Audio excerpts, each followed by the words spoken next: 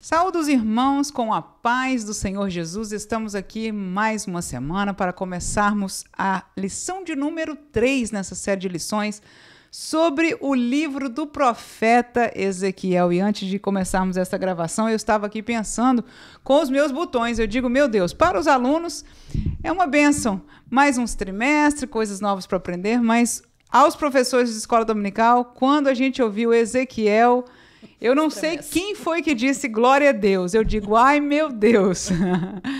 Assim, de que pela graça de Deus estamos nessa terceira classe, por isso, por pedir, ai meu Deus, eu convidei a irmã professora Vânia da Silva para estar conosco nessa série de lições, onde nós estamos aprendendo sobre o profeta Ezequiel, a sua profecia, determinados detalhes que agora a gente vai começar a mudar, né, o ângulo. Essa talvez seja a última lição, um contexto mais histórico da nação, e vamos caminhar para algo mais futurístico, algo mais a ver com escatologia e alguma aplicação para a igreja. Mas na lição de número 3, nós temos o título proposto para nós, As Abominações do Templo. Textual, Ezequiel 8,6 disse, disse-me, filho do homem, vês tu o que eles estão fazendo, as grandes abominações que a casa de Israel faz aqui, para que me afaste do meu santuário, mas verás ainda maiores abominações. Queridos irmãos, nós tomamos como base o texto desta lição,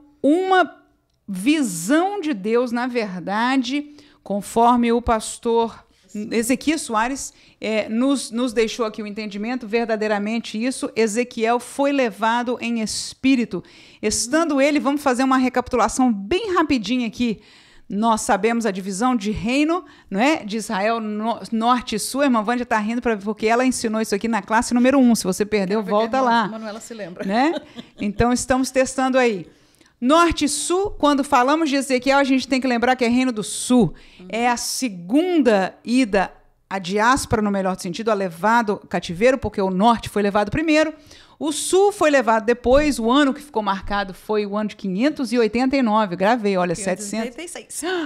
Pronto, 586. 722 foi de cima, Reino do Norte, exato. 586 foi de baixo, Reino do Sul. No entanto, 586 foi a terceira, em verdade, invasão, quando houve o cerco de Jerusalém, aquilo que nós estudamos na classe passada. Se você perdeu, acessou esse canal, está aqui pela primeira vez, não deixe de achar um tempinho durante a semana para visitar a classe 1 e 2, para que possa entender melhor o contexto histórico, geográfico e político do texto de Ezequiel e também espiritual. Muita coisa nós já caminhamos aí nessas duas lições. Portanto, meus irmãos, agora nós vemos que para estudar o livro de Ezequiel, nós não podemos ver Ezequiel sozinho. Ezequiel é um dos 3 profetas que estão profetizando ao mesmo tempo. Porque a primeira leva da Babilônia, de Jerusalém para a Babilônia, foi quando o profeta Daniel foi levado. Na época ele não era profeta, ele era um jovenzinho, mas você vai conhecer o livro de Daniel e a sua história, e ele foi colocado na Babilônia no palácio do rei. Então ali ele esteve desde a sua chegada até o tempo da partida, de volta, do retorno 70 anos depois. Temos também o profeta Ezequiel, que é o livro que nós estamos estudando. Essa foi a segunda leva, na segunda leva de Babilônia, para levar os cativos de Jerusalém. O profeta Ezequiel, que também não era profeta na época, foi levado para a Babilônia, e estando em Babilônia foi quando o Senhor o chamou para o ministério profético, uma vez de que ele era de linha sacerdotal. A terceira leva foi aquela que ocorreu, nós estudamos na lição passada, lição de número 2, quando o profeta Ezequiel, estando em Babilônia, recebeu do Senhor a profecia de que a Babilônia haveria de cercar Jerusalém, que haveria muita morte, muita destruição.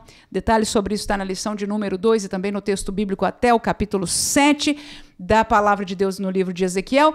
E, portanto, Ezequiel está de lá profetizando, mas vamos lembrar de que há um terceiro profeta que está com o povo de Deus em Jerusalém, na terra de Judá. Portanto, Daniel está no contexto do palácio do rei, Ezequiel está junto com o povo cativo, mas lá na Babilônia, E Jeremias é aquele profeta que está com o povo de Deus ainda em Jerusalém até a sua tomada final, terceira e última excursão da Babilônia, conhecido que é 586.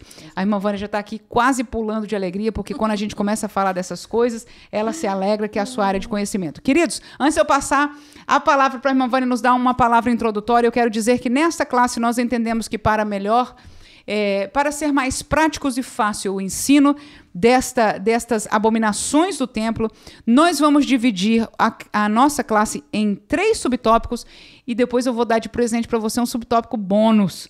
Número 4. Se ficar até o final, tem esse bônus. Nós entendemos que espiritualmente é um presente para a Igreja de Deus. Se você tiver tempo de compartilhar com a sua classe, o faça. Os 3 primeiros tópicos da lição, as abominações do templo, são: tópico número 1, a pluralidade do paganismo e suas abominações.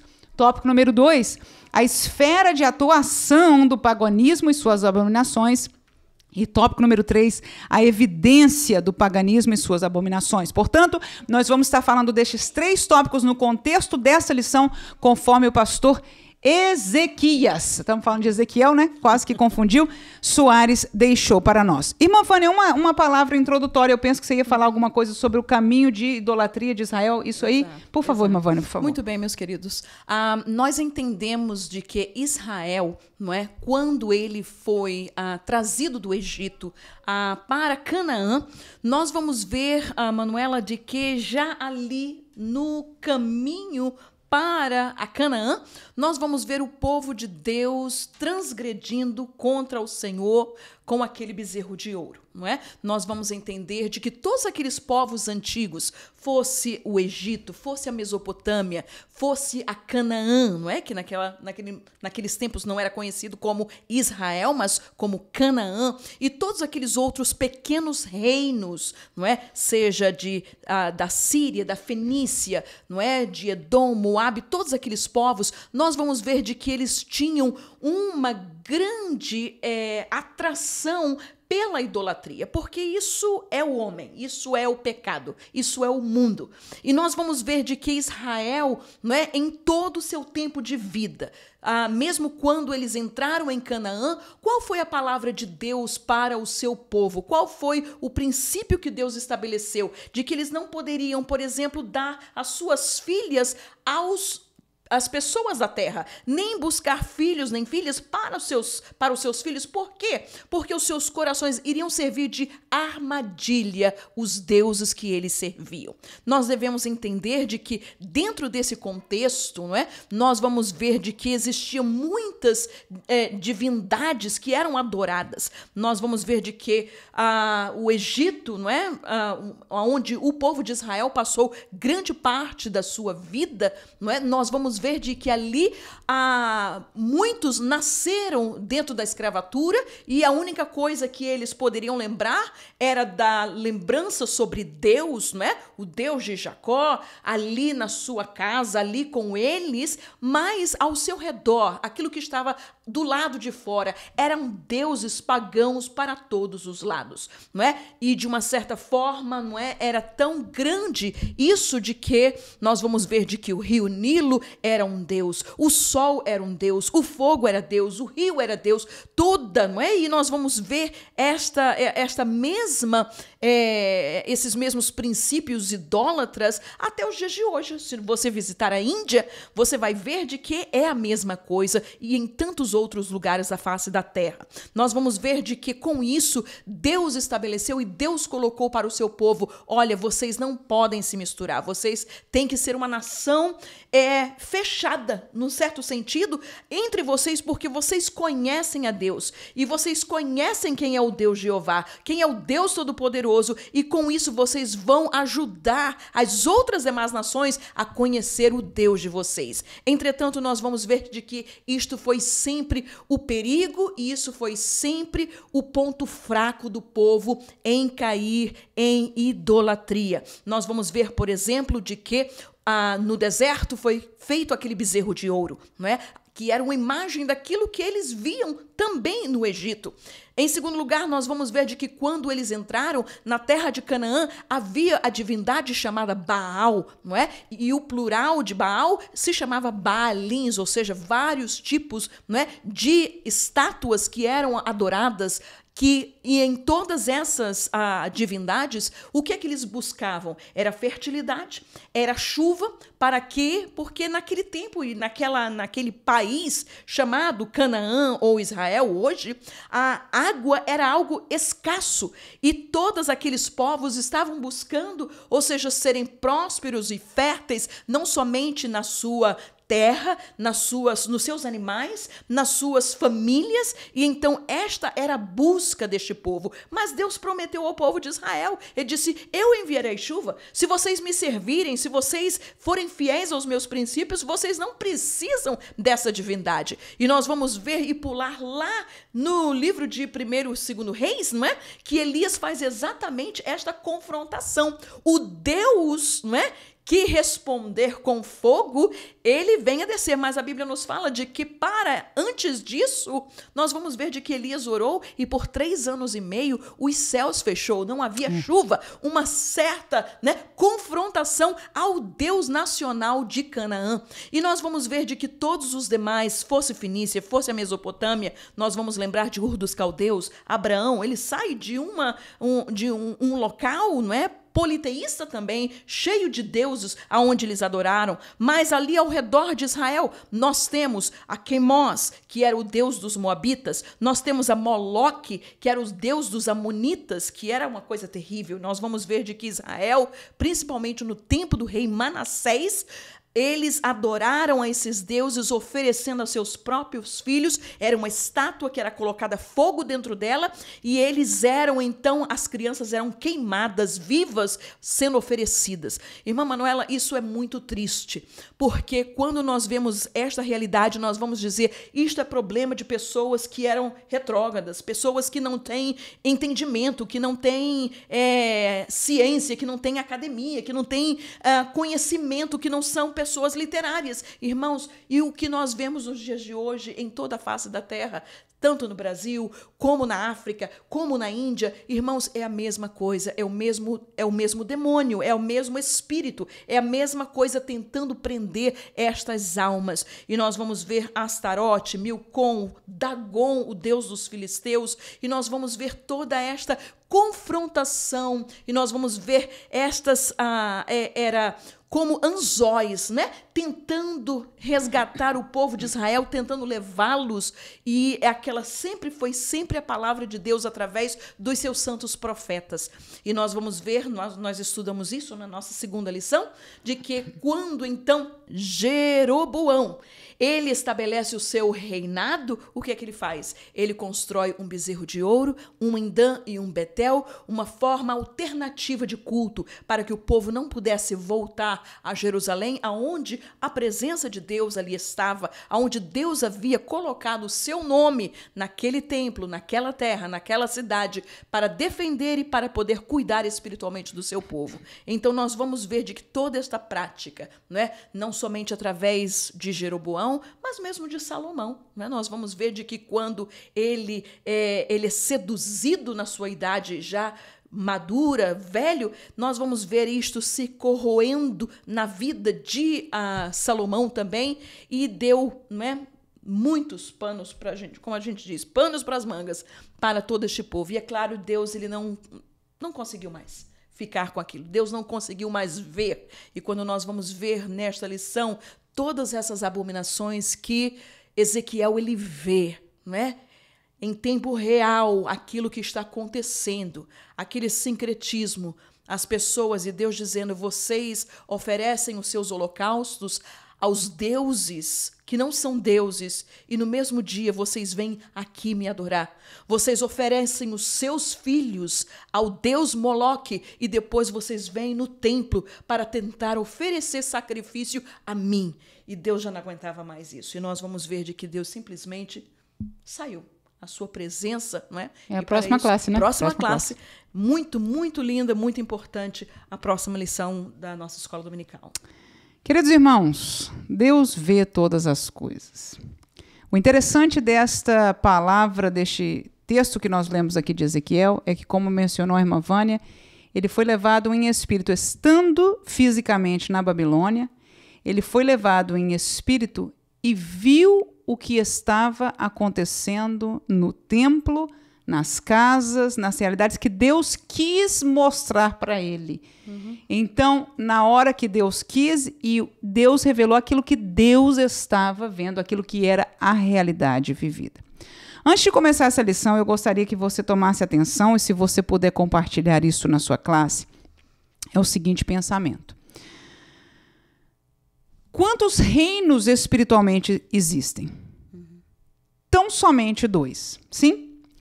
Reino da luz, reino de Deus, do Deus Criador, do Deus que formou Adão e Eva, a vida e tudo que nós conhecemos, e o Deus que disse como primeira lei do seu decálogo, qual foi? Quem se lembra?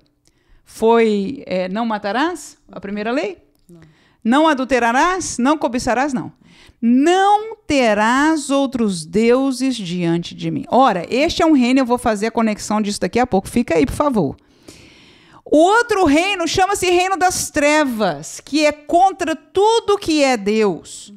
O reino liderado por alguém que se levantou contra a autoridade de Deus, quis ser como Deus, seduziu a terça parte dos seres criados angelicais após ele, e ele foi expulso, esta pessoa, antigamente não pessoa espiritual, chamado Lúcifer, agora conhecido por nós biblicamente como Satanás.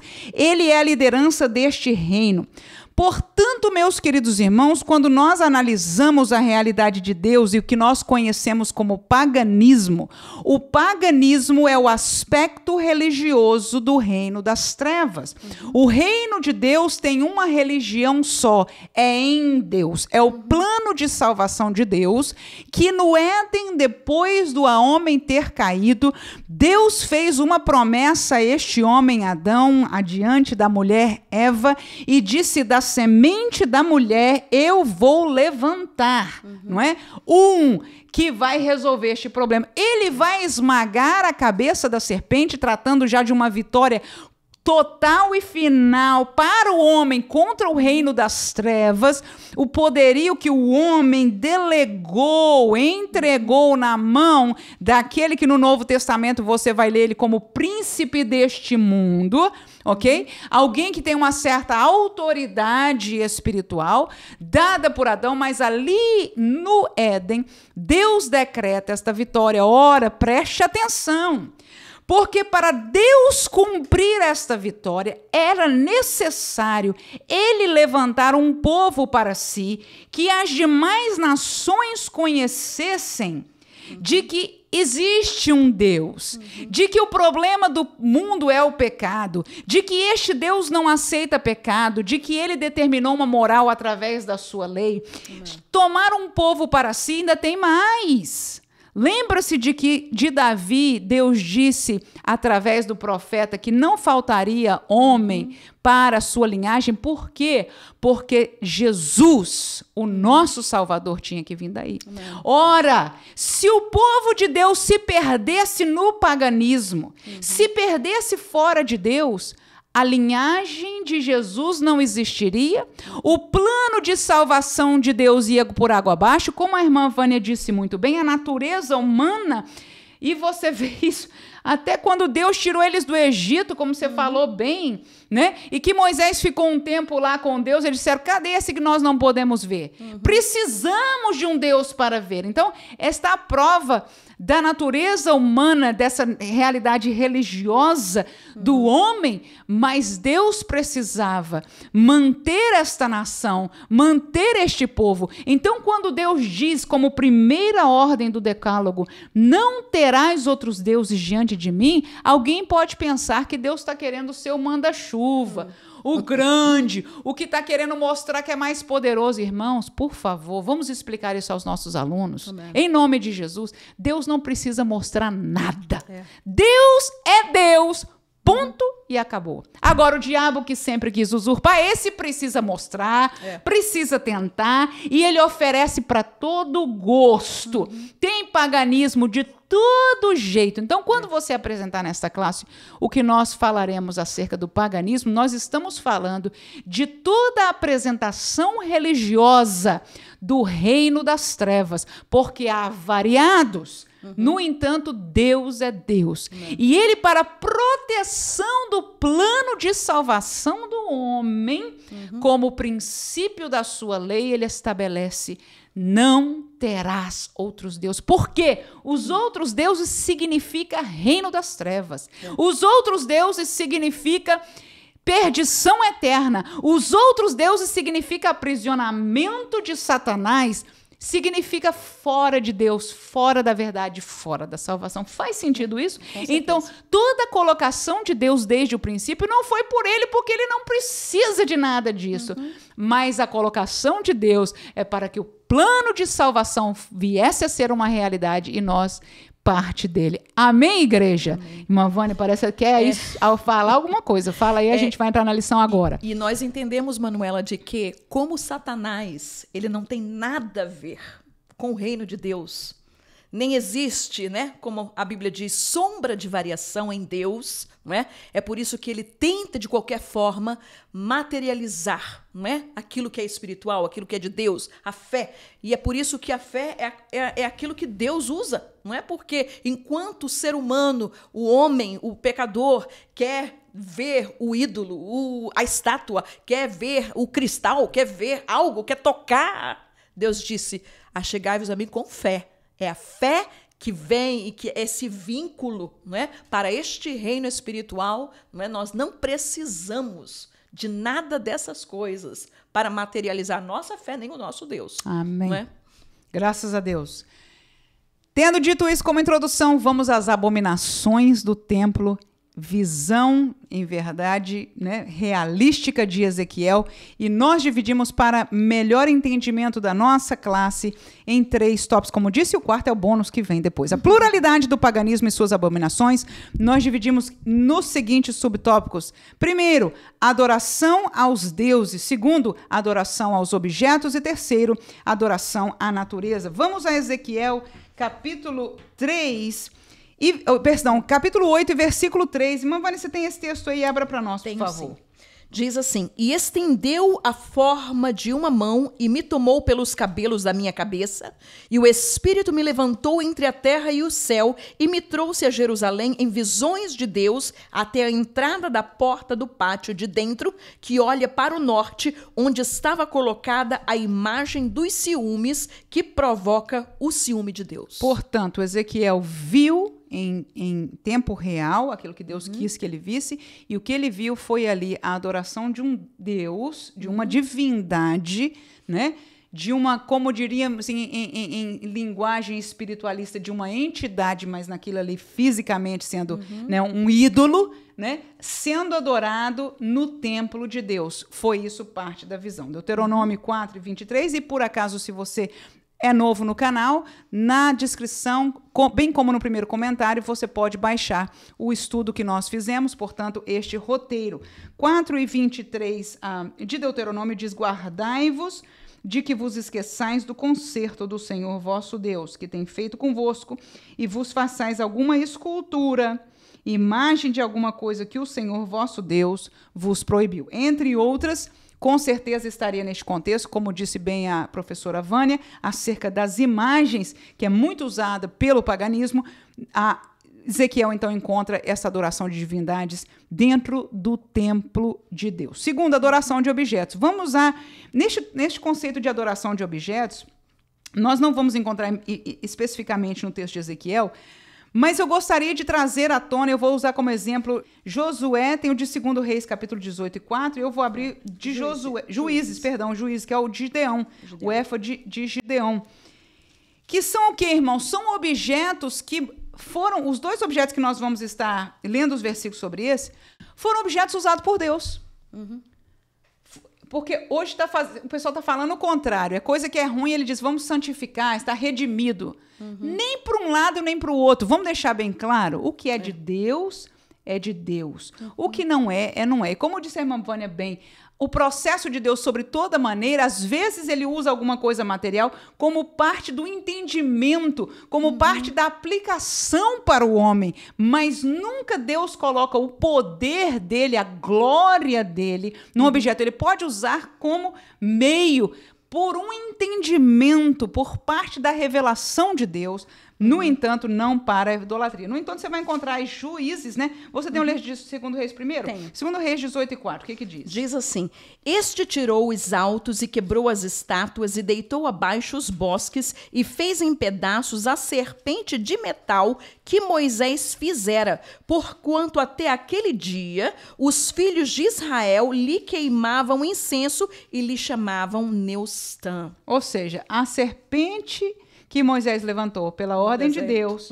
né, para salvar aqueles que estavam morrendo. Então o povo fez desse um ídolo, seguiu adorando, deu o nome e tornou-se uma idolatria, portanto, usando objetos que a princípio foram usados para bem, mas santificam, ou seja, espiritualizam e endeusam de uma maneira que não existe. Com isso, irmãos, em nome de Jesus, tudo é flor, é óleo, é cabelo, é camisa, é o que for santificado. Irmãos, por favor, vamos nos manter na Bíblia Sagrada.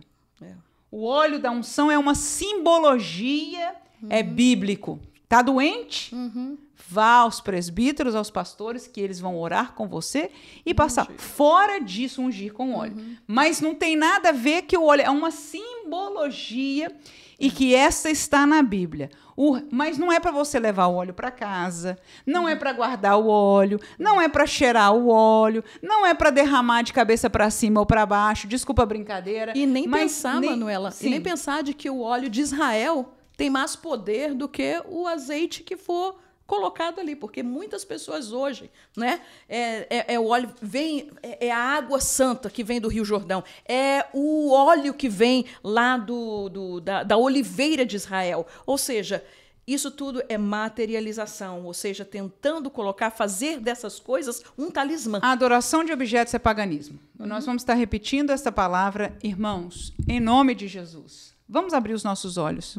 Ou nós conhecemos o que é Deus, o que é de Deus, é hora de nós pararmos com essas coisas, porque assim como Israel tinha o desejo da materialização das coisas, para crer, para ver, para sentir, isso é da natureza, disse bem a professora Vânia aqui, da natureza humana. Nós temos essa tendência, é mais fácil para nós nos agarrarmos com alguma coisa física do que pela fé num Deus que nós não vemos. Exato.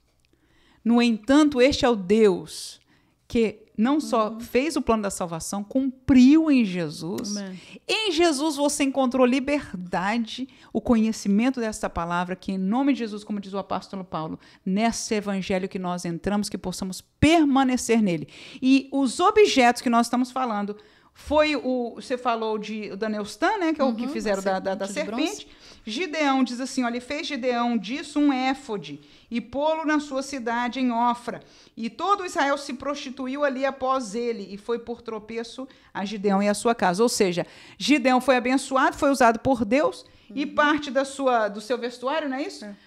Foi o seu próprio éfode, em verdade, acabou se tornando um Deus, e isso foi problema para ele, para a casa dele e para toda a nação, porque se perdeu. Portanto, irmãos, todo objeto, e nós nomeamos aqui propositadamente desta feita. Eu não gosto muitas vezes de estar nomeando, mas são tantas coisas que nós precisamos, com jeitinho, fale aos seus alunos em nome de Jesus, porque a verdade tem que ser dita. Nenhum objeto, irmãos, em si tem valor para Deus. A operação de Deus é espiritual e às vezes que ele usou biblicamente objetos tem um valor de, como é que se diz, de explicação, de entendimento, de aplicação para o homem. Até as parábolas mesmo, segundo Jesus, falam para que nós possamos entender coisas, conceitos espirituais em linguagem e conhecimento humano. Adoração à natureza, Ezequiel capítulo 8, versículo 10 e depois o 16, irmã Vânia, por favor, 10 e o 16. 10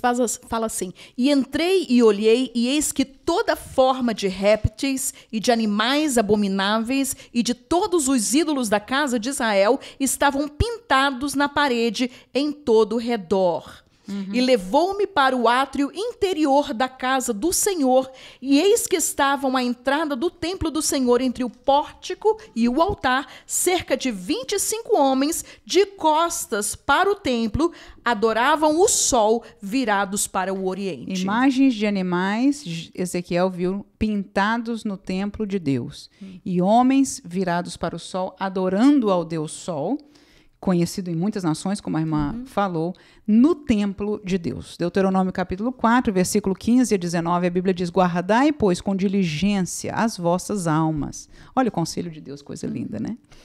Pois semelhança nenhuma vistes no dia em que o Senhor vosso Deus em Horebe falou convosco do meio do fogo, para que não vos corrompais e não façais alguma escultura, semelhança de imagem, figura de macho ou de fêmea, figura de algum animal que haja na terra, figura de alguma ave alígera que voa pelos céus, figura de algum animal que anda de rastro sobre a terra, figura de algum peixe que esteja em águas debaixo da terra. Não levantes os teus olhos aos céus e veja o sol. Que coisa, hein? Quem diria, escrevendo aqui a Deuteronômio na lei do Senhor, e estaria Ezequiel vendo em vivo esta adoração no templo de Deus. Não levante teus olhos aos céus, veja o sol e a lua e as estrelas, todo o exército dos céus, e seja impelido a que te inclines perante eles e sirvas àqueles que o Senhor teu Deus repartiu a todos os povos debaixo de todos os céus. Portanto, meus queridos irmãos, está aqui Deuteronômio, a repetição da lei, está claro este contexto do ensino de Deus em relação a todas essas abominações. Portanto, você vê coisa ou outra, né?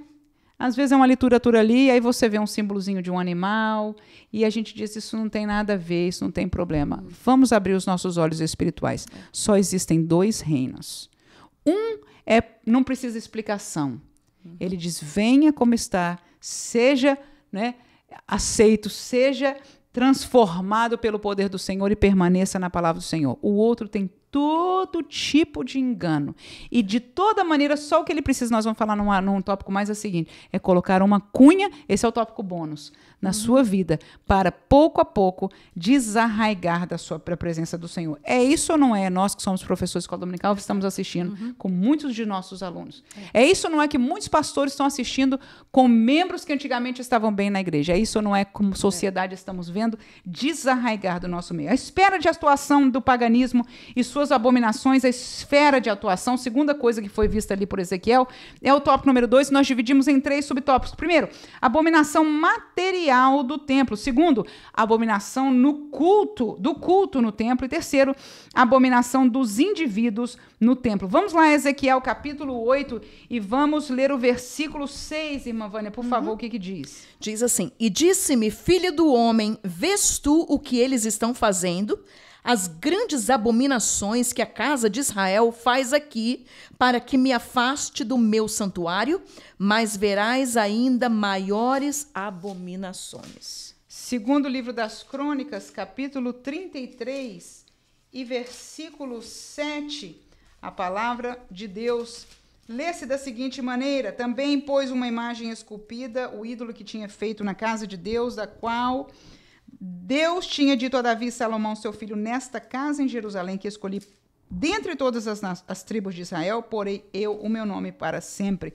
Porém estava ali uma imagem material no templo. Primeira esfera de atuação do paganismo são coisas materiais. É exatamente o que neste tempo era imagens, em algumas religiões são imagens, mas estamos falando não no contexto de outras religiões, estamos falando no contexto da igreja de Deus, que na época era o povo de Israel, agora estamos falando de igreja, de ver símbolos materiais na igreja.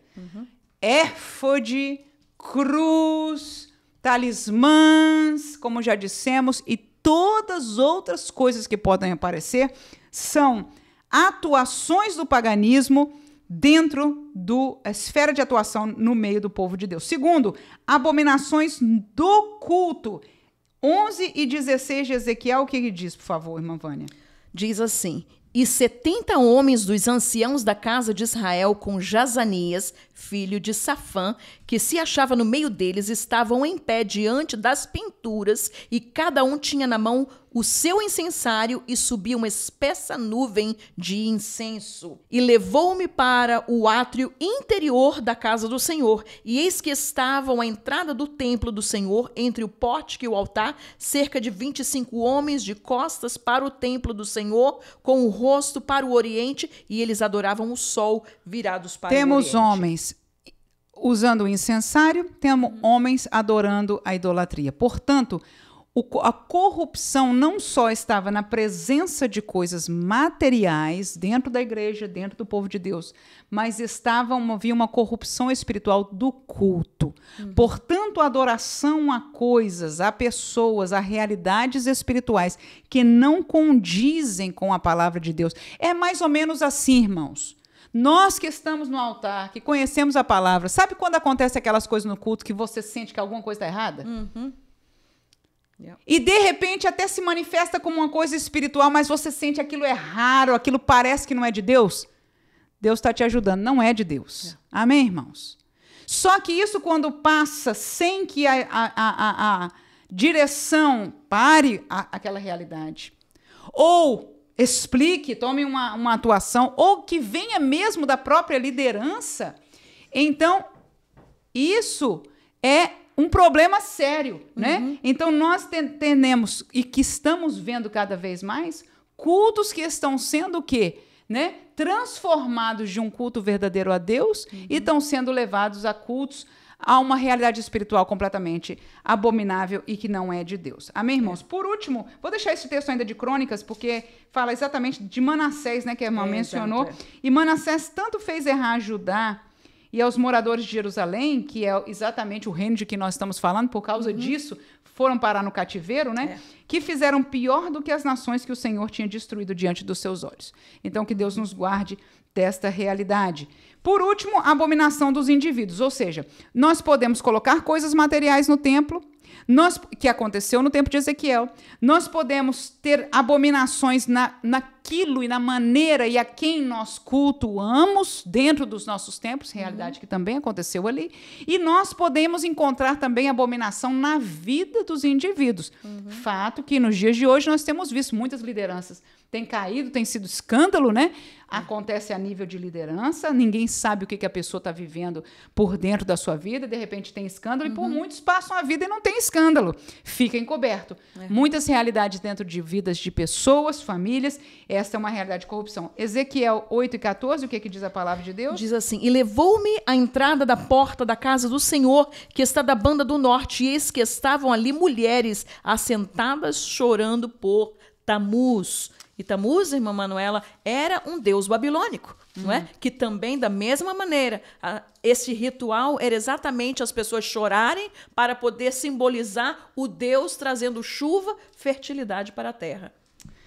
1 Samuel capítulo 2 e versículo 12, eram os filhos de Eli, filhos de Belial, não conheciam ao Senhor. Era, pois, muito grande o pecado destes mancebos perante o Senhor, porquanto os homens desprezavam a oferta ao Senhor. Vamos ainda ao 22. Era, porém, Eli já muito velho, e ouvia tudo quanto seus filhos faziam a todo o Israel, e de como se deitavam com mulheres, em bando se ajuntavam à porta da tenda da congregação. Portanto, meus irmãos, nós vemos aí indivíduos corruptos, né? Que não conheciam ao Senhor, não tinham experiência com Deus. Tinham o cargo, mas não tinham fruto espiritual num paralelo de realidade como nós conhecemos no Novo Testamento. Pessoas que não, como é que se diz, desprezavam a oferta do Senhor. Né? Parece até aquele texto da Santa Ceia, não é? Que faz em vão, e essas pessoas faziam isso. Ofertavam, ou seja, dirigiam o culto, estavam na frente, talvez pregavam, tinham essa participação, mas não na santidade, na presença do Senhor. E a prova era que por trás das cenas, que infelizmente no caso deles não era nem por trás, porque o povo até sabia, faziam abominações e, portanto, há esta realidade. E nós vemos, Manuela, esse desvio espiritual não era somente o rei, não era somente, não é, os príncipes, mas era o próprio sacerdócio. Não é? O sacerdócio havia se desviado, o rei havia se desviado, e, é claro, a conclusão é de que o povo também estava na mesma. Então, Deus chegou a um ponto que Deus disse, não dá mais. Não é? Então, não era somente um ou outro, né? Claro que nós vamos ver sempre alguém que está ali lutando, não é? No meio de toda essa desgraça, mesmo nos dias de hoje, não é? Nós vamos ver isso até na igreja de Laodiceia. Deus vê que ali dentro, no meio de toda aquela abominação, entretanto, havia um justo, havia pessoas que estavam tentando, forçando, mas infelizmente era generalizado. E eu volto a dizer que quando você diz Deus não aguentou mais, o sentimento de Deus é porque ele não podia mais, senão perdia tudo. E havia um plano de Deus para a nossa salvação. Jesus haveria de vir da tribo de Judá, da linhagem de Davi. Portanto, essa tribo, esta linhagem, essas pessoas, este povo de Deus não podia se perder. E estavam tão perdidos que se Deus não pusesse a sua mão, levasse ao cativeiro, trouxesse de volta, teríamos perdido este caminho. Passemos ao terceiro tópico, a evidência do paganismo e suas abominações. Evidência. Letra A, espalhado nas diversas religiões. Letra B, espalhados nas diversas adivinhações. E letra C, espalhados nas diversas práticas. Ora, nós vimos a realidade que Ezequiel viu, fizemos um paralelo que existe já esta realidade em nosso meio, mas agora vamos tratar das evidências deste paganismo que podemos ver por toda parte. As religiões. Tem ou não tem paganismo? Demais. Com certeza. É Atos que você vai ler? É Atos 8, não é? É, por favor. Versículo 9 ao 11, diz assim, e estava ali um certo homem chamado Simão, que anteriormente exercera naquela cidade a arte mágica, e tinha iludido a gente de Samaria, dizendo que era uma grande personagem, ao qual todos atendiam, desde o mais pequeno até o maior, dizendo, este é a grande virtude de Deus, e atendiam-no a ele, porque já desde muito tempo os havia iludido com artes mágicas. Apocalipse 2:20 diz, mas tenho contra ti que toleras Jezabel, mulher que se diz profetiza, ensinar e enganar os meus servos, para que se prostituam e comam dos sacrifícios da idolatria. Portanto, mágicas são algumas religiões. Lideranças falsas, falsas profecias, falsos caminhos são outras religiões. Pluralidade de deuses são outras religiões, e nós vamos ver alguns outros exemplos na frente. Tudo isso é evidência de que as religiões estão paganismo. E eu falei, até não vou falar, né? Mas até o ateísmo, ele tem uma tendência pagã. Em que sentido? É porque o ateísmo ele é fortemente levado ao humanismo, que seria a adoração ao ser humano, não é? Uma idolatria do ser humano. Claro que isso não é a maneira que eles vão ver, mas em realidade é de fato. Portanto, nas diversas religiões, nós vemos uma realidade espiritual. Volto a dizer, é muito importante nós termos um entendimento das coisas, dos deuses, mas de uma realidade espiritual. Amém? O que não é Deus é trevas, o que não é reino da luz é reino das trevas, e o paganismo é exatamente a expressão religiosa deste reino das trevas. Amém? Portanto, segundo as diversas adivinhações, vamos lá, Deuteronômio capítulo 18, que é a voz de Deus nos dizendo contrário a isso. Deuteronômio capítulo 18, versículo, já tenho aqui, do 10 em diante, a palavra de Deus assim, entre ti não se achará quem faça passar pelo fogo seu filho ou sua filha.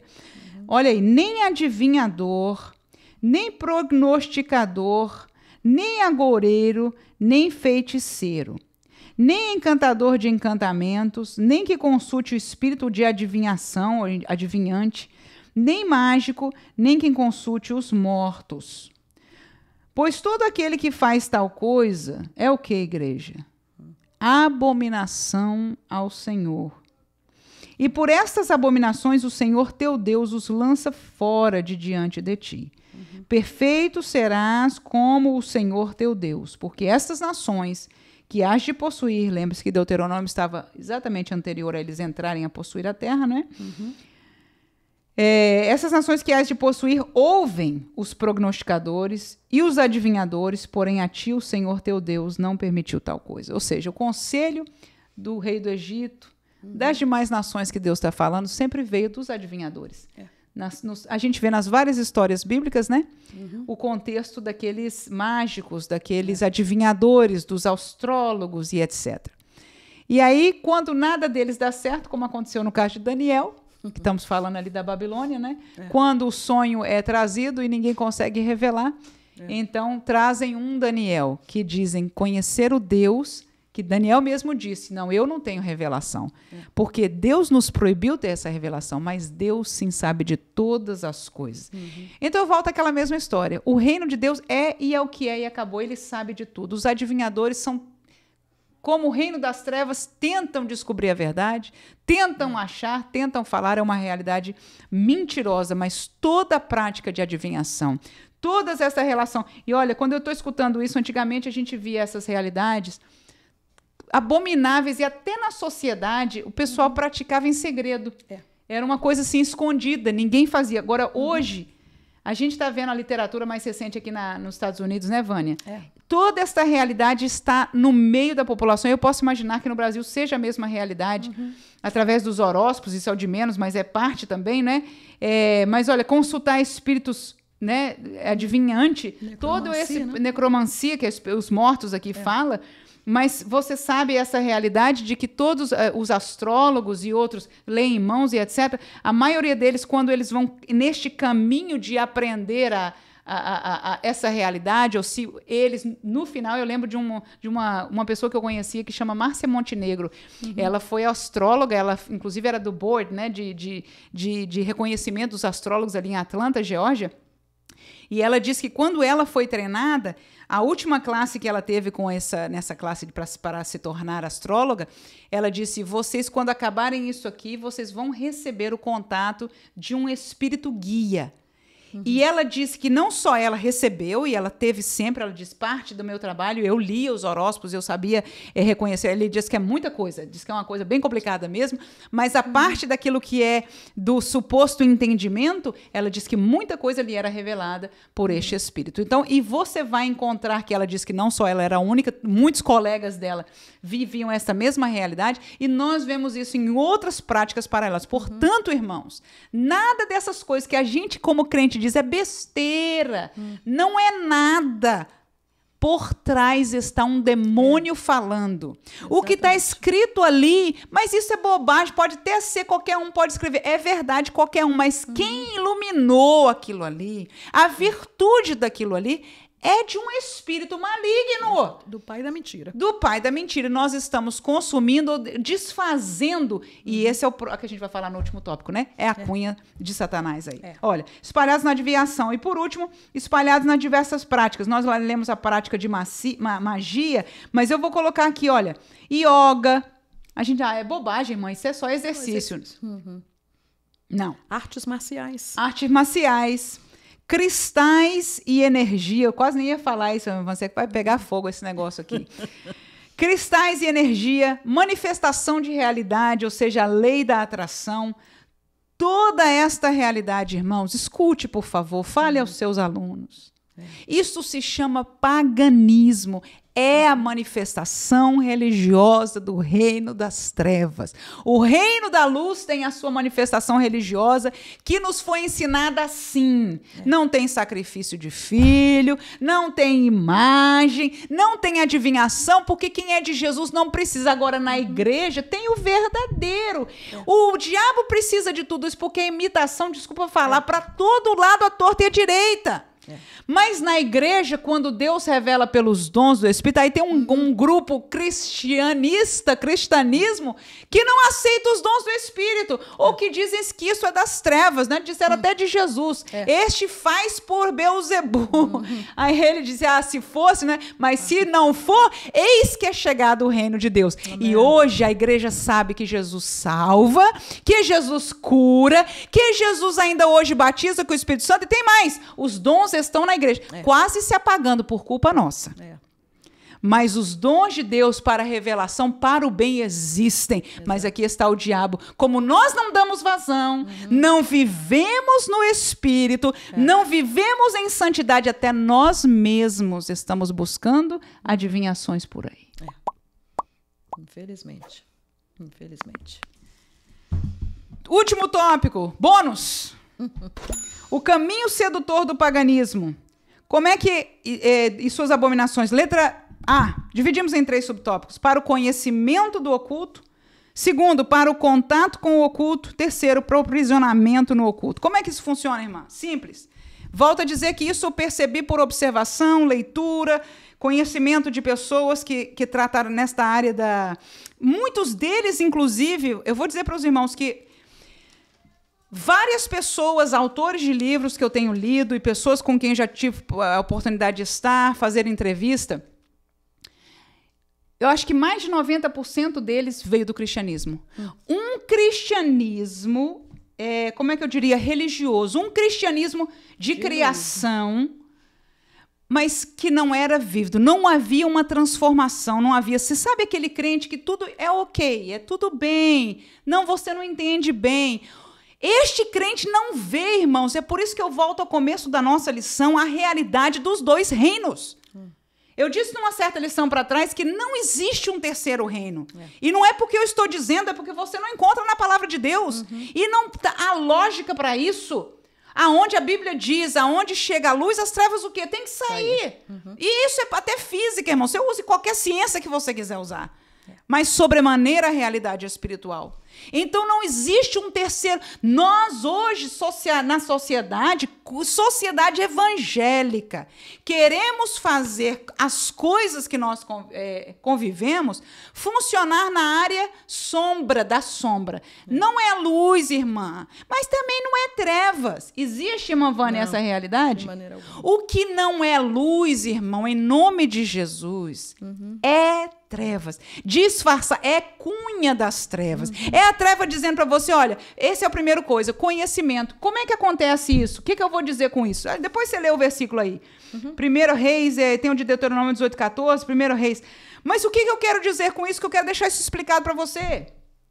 É porque as trevas não podem fazer você e eu, seu aluno da escola dominical, seu filho, cair de uma vez antes primeiro ter conhecimento. É por isso que a Disney põe um mágico lá. É por isso que os desenhos animados têm sempre uma coisa mística lá. É por isso que tem um horóscopozinho no jornal. É por isso que quando você lê um livro, né, de um pastor pra frente aí que tá na moda aí, tem umas coisinhas esquisitas lá que a primeira coisa que ele precisa não é você sair daqui e se jogar de cabeça para baixo lá, não. O que o diabo precisa, a primeira coisa é que você saiba que existe uma outra realidade. Há uma maneira diferente. Há uma possibilidade de se resolver o seu problema do seu casamento sem ser pelo jejum e oração, pelo quebrantamento, pelo arrependimento, né? Por submissão à palavra de Deus, por renúncia. Todas essas palavras para a gente é forte, é difícil. O caminho do crente, a Bíblia diz, é o que é esse? É estreito. O caminho de Jesus é estreito, que leva à salvação. E a gente quer dar um jeitinho, né? E o diabo, a primeira coisa que ele faz é dizer, olha, conheça, tem uma outra saída. Pense bem, né? Pode ser. E aí o crente fica com aquilo lá atrás, me diz, não, o sangue de Jesus tem poder, e etc. Tá vendo nós fazendo aí. Qual o segundo caminho? É o contato. É depois, num dia que você teve conhecimento, tá? Aí, num dia que você tá por baixo, num dia que você tá com problema sério, num dia que você tá acabado, num dia que você tá fraco no espírito, num dia que você brigou com alguém, num dia que você tá assim, o que acontece? Você vai ter contato. É o dia que você, não custa nada, deixa eu ler isso aqui, como é que funciona.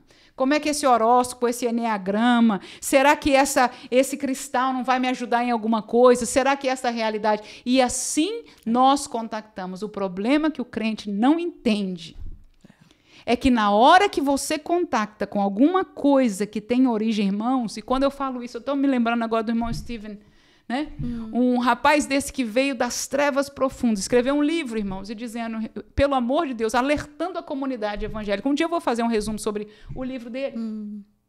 Eles não toquem, não tragam para sua casa, porque você está abrindo uma porta, você não conhece a dimensão da realidade do reino das trevas. Né? E alguns têm experiência que vieram daí, eu mesmo não tenho. O que eu aprendi foi aprendido dos exemplos deles, mas eu respeito porque eu sei, porque Jesus mesmo falou ao relacionar a toda a palavra de Deus a realidade do reino das trevas. Então, o caminho de Satanás que eu tenho aprendido é esse. Primeiro é só você conhecer que existe alguma coisa. E tudo brilha diferente nessa fase do conhecimento. A mágica é bonita, é branca, né? As colocações são sempre para bênção, para harmonia, para amor, para melhoramento, para riqueza. tudo muito brilhoso. Mas a segunda é que no momento certo que você vai ser lembrado, que vai vir uma seta na mente, Satanás não atua aqui. Aqui mora o Espírito Santo de Deus, aleluia. Mas na mente ele diz, lembra, e você vai atrás do livro, você vai do alternativo. Que o sangue de Jesus possa cobrir as nossas vidas. Por favor, irmãos, tome este tópico, compartilhe, se não é nessa classe, guarde, mas se possível for, resume o resto aí para que esta realidade seja compartilhada com os alunos. E o por último é o efeito de tudo isso, é o aprisionamento. Porque estas pessoas com quem eu tenho lido e tido contato, dizem uma mesma realidade. Na hora que você... O diabo, eu lembro bem que o seu pai, que é pastor da igreja, o pai da irmã Vânia, aqueles que não sabem, a gente já fez algumas lives, mas são primeiras classes de escola dominical que nós estamos juntos, é o pastor da nossa igreja local aqui. Ele sempre disse isso, que ele não pode atuar em nós sem que nós demos permissão. Mas a permissão não é um contrato. Alguns dizem, né? Porque sai por aí, tem vídeo aí do pessoal que faz trato com as trevas e que não sei o quê, etc. Acontece em todo nível. O importante é que você tem que dar permissão. Agora, o crente é ingênuo e diz, mas eu não dei. Ah, você não deu, mas ele te ofereceu aquela balinha, aquele Halloween. Como é que chama o Halloween no Brasil? Halloween. Halloween também tem, né? Qualquer coisa dessa coisa das trevas. E você levou para sua casa. E você pegou aquela coisinha que você disse, talvez não tenha, mas talvez tenha. Talvez não dê certo, mas talvez dê certo. Aí você pegou essa coisa do paganismo cristão. Cristão por quê? Não é de que é de Cristo, é porque estão vendo vendido por gente que está no meio evangélico e levou para sua casa. Ao você contactar com aquilo ali, espiritualmente, a palavra bíblica chama-se prostituiu-se espiritualmente. Porque o Senhor diz, somente a mim adorarás. Está cansado? Vem a mim que eu alivio. Tem problema? Vem a mim. Está em pecado? Se quebranta. É ao Senhor. Quando eu ou você procura qualquer outra alternativa, mais que tudo que foram essas oferecidas, essa cuinha que foi colocada, agora através do contato ele começa a subir. E de repente, quando você menos espera, o processo de aprisionamento já existe na sua vida. Para sair daí, irmão, agora é processo de libertação. Aí haja jejum, aí haja intervenção, e provavelmente você vai precisar de alguém que abra os teus olhos, porque você já vai estar cego espiritualmente neste momento. Claro que há diferentes realidades, mas eu quero dizer que o fim do que o diabo quer é aprisionar. E como eu digo a você, muitas dessas pessoas que conheci através da literatura ou pessoalmente eram evangélicos de criação, claro que não tinham, todos eles dizem uma mesma realidade, não tinham um encontro, uma vida, né, com Deus, mas caíram nessas armadilhas e foram aprisionados. Então você encontra eles operando na mão de Satanás, vivendo aquilo que o satanismo, aquilo que o paganismo, aquilo que o reino das trevas verdadeiramente é. Porque trevas, irmão, é isso e acabou. Disfarçada é para vender, mas quando você leva o produto, quando você vive, só quem viveu sabe. Eu deixo para vocês aí os versículos no nosso roteiro, não vamos ler esses textos, mas que você possa lê-los, ser abençoado, abençoar a classe com quem você compartilha essa palavra. E a semana que vem tem mais, né, irmã Vânia? A semana que vem nós vamos estar falando quando se vai a glória de Deus. Meu Deus, dá-nos graça para estarmos juntos com esta mensagem, que Deus possa abençoar ricamente a sua vida, a vida da sua família, a sua classe de escola dominical, a sua igreja, e que a igreja do Senhor Jesus possa continuar caminhando em vitória, em nome de Jesus. Amém. Amém.